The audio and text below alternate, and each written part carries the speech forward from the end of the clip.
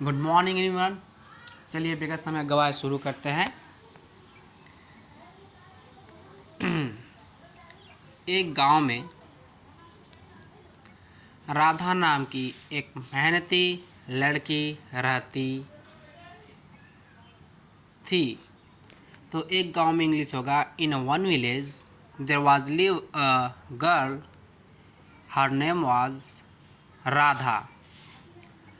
वह एक छोटी सी दुकान चलाती थी। राधा जो थी वह एक छोटी सी दुकान चलाया करती थी। तो इसका इंग्लिश होगा Radha was run a small shop. Radha एक छोटी सी दुकान चलाया करती थी। Radha was run a small shop. वहाँ वह फल और सब्जियां बेचती थी। राधा वहाँ पे फल और सब्जियां बेचती थी। तो इसका इंग्लिश होगा Radha sold there fruits and vegetables.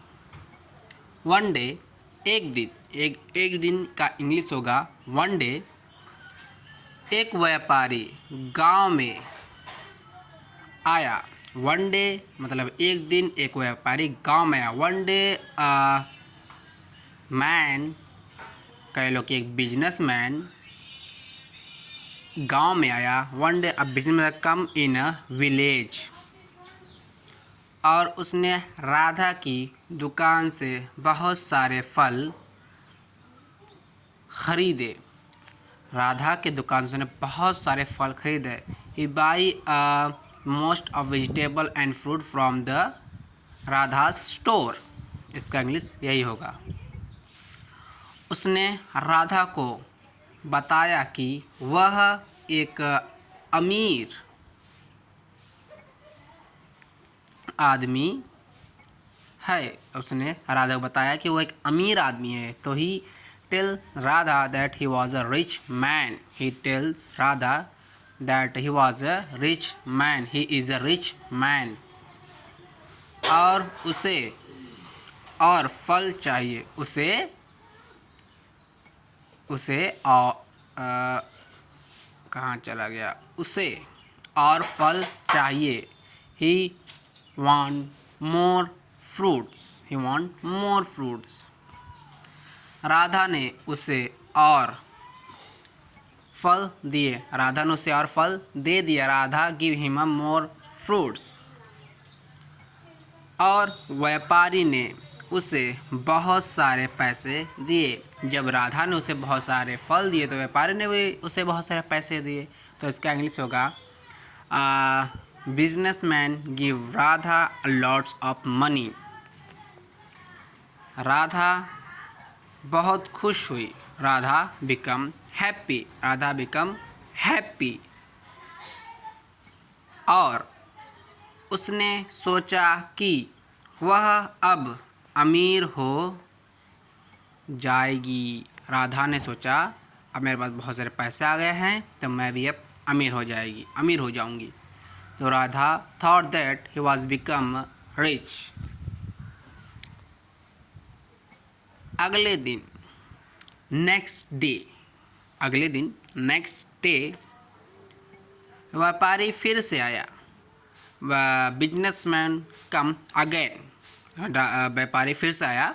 इसका इंग्लिश होगा बिजनेसमैन कम्स अगेन। और उसने राधा से और फल खरीदे। जब बिजनेसमैन फिर से आया तो उसने फिर से राधा से फल खरीदे। तो इसका इंग्लिश होगा ही बाई अगेंस्ट फ्रूट। इस बार ऑन दैट टाइम, इस बार का इंग्लिश मीनिंग होगा ऑन दैट टाइम। उसने राधा को बताया कि ही टोल्ड राधा दैट वह उसे अपने साथ शहर ले जाना चाहता है। जब बिजनेसमैन वापस से राधा दुकान आया तो उसने कहा कि वह उसे शहर ले जाना चाहता है। तो इसका इंग्लिश होगा businessman want to take him to city. Businessman उसे शहर ले जाना चाहता था। तो he want to take him to city. इसका इंग्लिश यही होगा। जहाँ वह उसे एक अच्छी नौकरी देगा। बिजनेसमैन ने कहा, अगर मैं तुम्हें शहर ले जाना चाहता हूँ और मैं तुम्हें एक अच्छी सी नौकरी दूंगा या फिर दिलाऊंगा, तो इसका इंग्लिश होगा जहाँ वह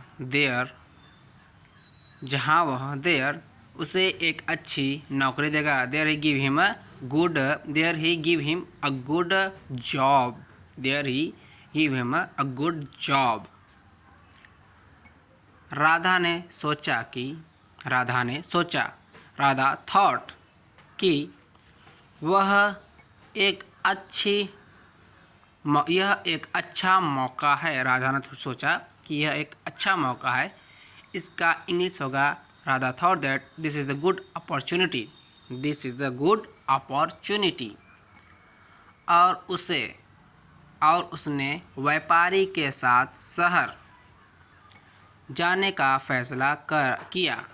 राधा ने व्यापारी के साथ शहर जाने का फैसला किया। Radha want to agree to go city with that businessman। Radha want to go city to that businessman। अब आगे देखिए, जब वे शहर पहुँचे, when they reached the city, जब वे शहर पहुँचे, when they reached the city, तो व्यापारी ने राधा को एक बड़े घर में ले गया। तो का इंग्लिश होता है शो। व्यापारी take he to reach a big house. व्यापारी take him to reach a big house. उसने राधा को बताया कि he tells राधा that वह उसका घर है। This is my house। यह उसका घर है। His my house या this is my house या his my house। और वह यहाँ आराम कर सकती है। And he will stay here। Radha बहुत खुश थी। Radha was so happy। लेकिन वह जल्द ही समझ गई। But Radha got know very early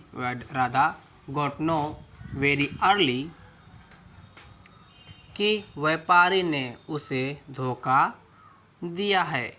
Radha बहुत जल्दी जान गई कि व्यापारी ने उसे धोखा दिया है। Radha got know that a merchant, a व्यापारी, a businessman play a trick with him। Radha ये जान गई कि वो उसके साथ खेल खेल रहा है, उसे धोखा दे रहा है। प्ले ट्रिक इंग्लिश में धोखा देना या फिर किसी के साथ चालबाजी करना, उसे प्ले ट्रिक कहते हैं। व्यापारी ने राधा को एक वेश्यालय में बेच दिया था। तो इसका इंग्लिश होगा मर्चेंट सोल्ड राधा इन अ वैश्यालय के इंग्लिश मीनिंग होगा, अभी हम निकालते हैं। यहाँ से हम कॉपी कर लेते हैं। कॉपी कर लिया, हम यहाँ पे जाएंगे और अब हम हिंदी टू इंग्लिश सर्च करेंगे। सर्च करने के बाद हम यहाँ पे इसे पेस्ट करेंगे। वैश्यालय क्या आएगा,